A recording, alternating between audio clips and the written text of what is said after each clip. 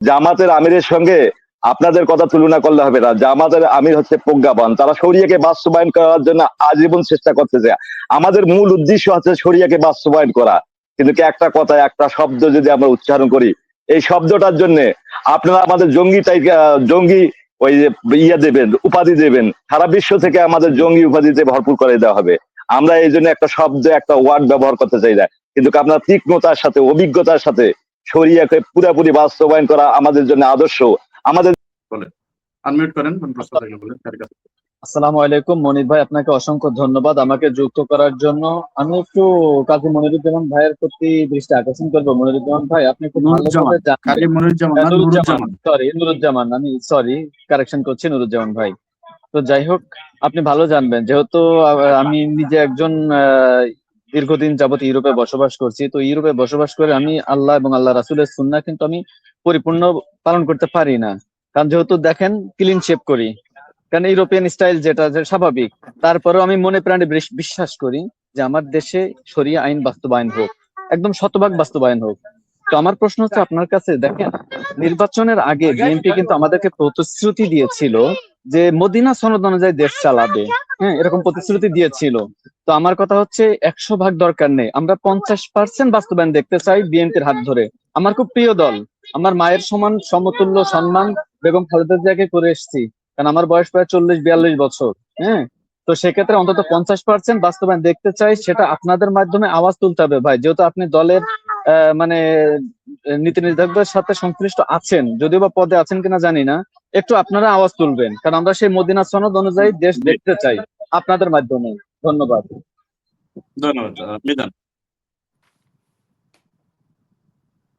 জি, ধন্যবাদ সবাইকে। আমার প্রশ্ন ডক্টর হাসানুজ্জামান চৌধুরী স্যারের কাছে।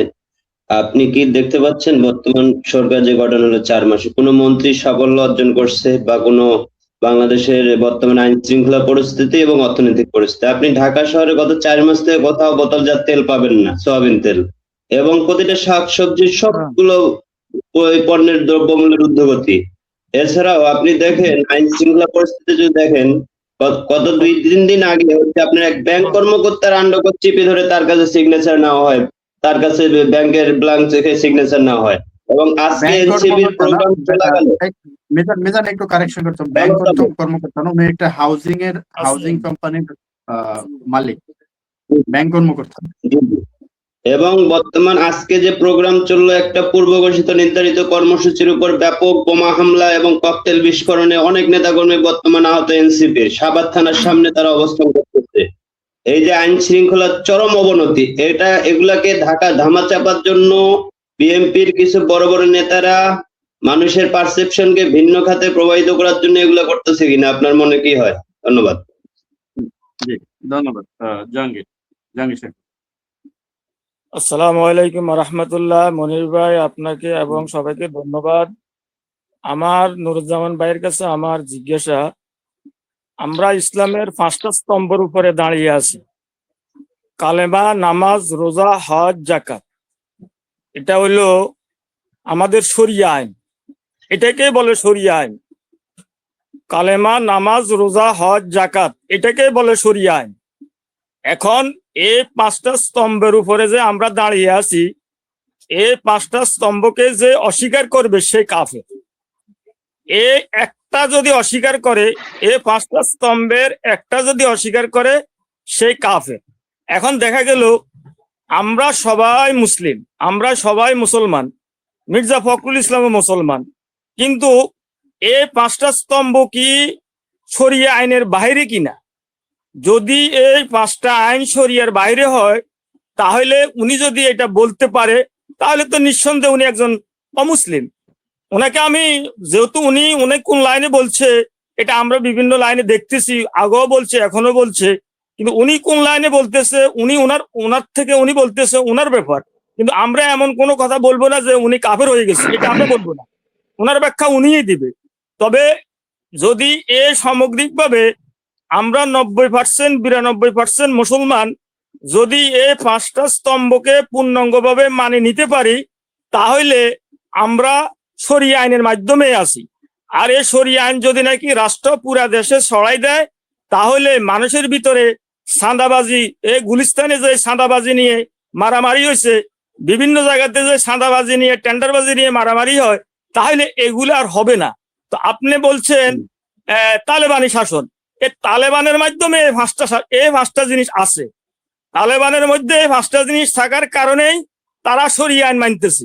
এই শরিয়া আইনের মাধ্যমে এই পাঁচটা জিনিস, কিন্তু যারা শরিয়া আইনের মাধ্যমে এই পাঁচটা জিনিস মুখে স্বীকার করে কিন্তু অন্তরে স্বীকার করে না, সে অমুসলিম। তো এখন আমাদের বাংলাদেশের সরকার যে 90-92% মুসলমান যেহেতু সবাই মানে, কিন্তু সরকার যদি একটু আগায়, রাষ্ট্রীয়ভাবে এটাকে আমরা সবাই মানি, লালন করি, পালন করি, যদি সরকার একটু আগায় সংসদের মাধ্যমে এটাকে পূর্ণাঙ্গভাবে করে দেয়, তাহলে তো হয়ে গেছে শরিয়া আইন। এখানে ভেদাভেদ কি? কেউ মানবে না, কেউ মানবে, কেউ বলবে না, কেউ বলবে যে ভাই আমার কথা এটাই যে কেউ মানবে, কেউ মানবে না, সবাই তো মানতেছে। এ পাঁচটা স্তম্ভ তো মানতেছে। যে বলে আমি মানি না, সে না বুঝি বলে, সে তো মানে, সে তো বলে আমি মুসলমান। তো মুসলমান হলে পাঁচটা স্তম্ভকে তাকে মানতে অস্বীকৃতি কোন জায়গায় ভাই? এটা হলো আমার শেষ কথা আর কি। জি, ধন্যবাদ। মামুন। বিসমিল্লাহির রহমানির রহিম। সম্মানিত উপস্থিতি, আসসালামু আলাইকুম। শরিয়া হচ্ছে একটা পূর্ণাঙ্গ জীবন ব্যবস্থা। এখানে এই পাঁচটা কালিমা, নামাজ, হজ, যাকাত, এরকম পাঁচটা যে ইবাদত, এটা নয়, পুরা জীবন ব্যবস্থা, পুরা কোরআন, পুরা হাদিস আমার জন্য জীবন ব্যবস্থা। এটা হচ্ছে শরিয়া। যাই হোক, ইসলামের দ্বিতীয় খলিফায় রাশিদের উমর ফারুক রাদিয়াল্লাহু আনহু বক্তৃতা দিচ্ছেন। দেখলেন সালমান ফার্সি রাদিয়াল্লাহু আনহু দাঁড়িয়ে বললেন যে আমিরুল মুমিনিন, আমাদের সকলের গায়ে একটি চাদর, আপনার গায়ে দুইটি চাদর আসতো কিভাবে? সঙ্গে সঙ্গে তার ছেলে আব্দুল্লাহ ইবনে ওমর দাঁড়িয়ে বলল যে আমি আমার পিতাকে, যেহেতু তিনি আমির, তাকে আমার চাদরখানা ধার দিয়েছি, অর্থাৎ তিনিও একটা চাদর পেয়েছেন। এই যে জবাবদিহিতার রাজনীতি, এই রাজনীতি থাকবে না শরিয়া আইন বাস্তবায়ন হলে। এই জন্য যারা সেকুলার ধর্মে বিশ্বাসী, যারা সেকুলার ধর্মে বিশ্বাসী, তারা শরিয়া আইনকে চায় না। এখানে আমরা বারবার যে কথাটি বলে আসতেছে, জামাতের আমিরের সঙ্গে আপনাদের কথা তুলনা করলে হবে না। জামাতের আমির হচ্ছে প্রজ্ঞাবান, তারা শরিয়াকে বাস্তবায়ন করার জন্য আজীবন চেষ্টা করতেছে।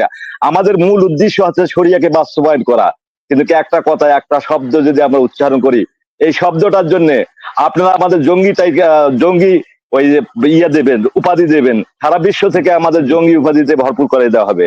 আমরা এই জন্য একটা শব্দ, একটা ওয়ার্ড ব্যবহার করতে চাই না, কিন্তু আপনার তীক্ষ্ণতার সাথে, অভিজ্ঞতার সাথে শরিয়াকে পুরোপুরি বাস্তবায়ন করা আমাদের জন্য আদর্শ, আমাদের জীবন বিধান, এটাকে করে চলতেছি।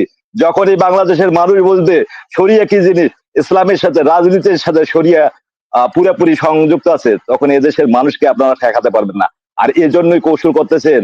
নুরুজ্জামান ভাই, আপনি পরস্পর বিরোধী লেকচার দেন, এই পরস্পর বিরোধী লেকচার বাদ দেন। শরিয়া কি, মানুষের আইন কি, এটা স্পষ্ট ভাবে বলতে পারলেন না, আপনি ঘেজি মেজি উত্তর দিলেন। আমরা কি কম বুঝি? ধন্যবাদ সবাইকে। জি, ধন্যবাদ। ধন্যবাদ আপনাকে। আচ্ছা, আরেকজন দর্শক আছেন, ইকরাম। ইকরাম সাহেব। জি, আসসালামু আলাইকুম। সম্মানিত উপস্থিতি, মেহমানবৃন্দ, সম্মানিত উপস্থাপক, আসসালামু আলাইকুম রহমতুল্লাহি ওয়া বারাকাতুহু।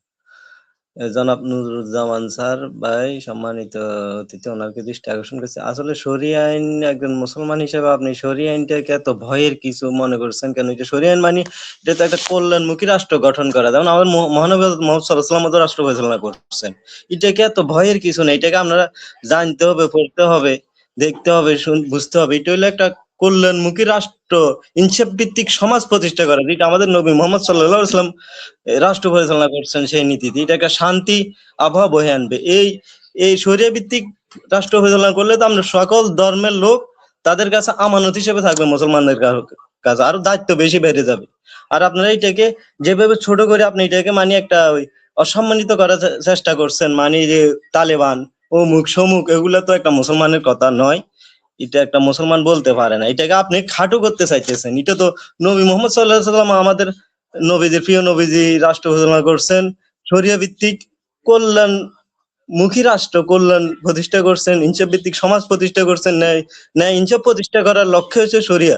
তো এখন কথা হচ্ছে এইটাকে আপনারা এত ভয়ের কি আছে?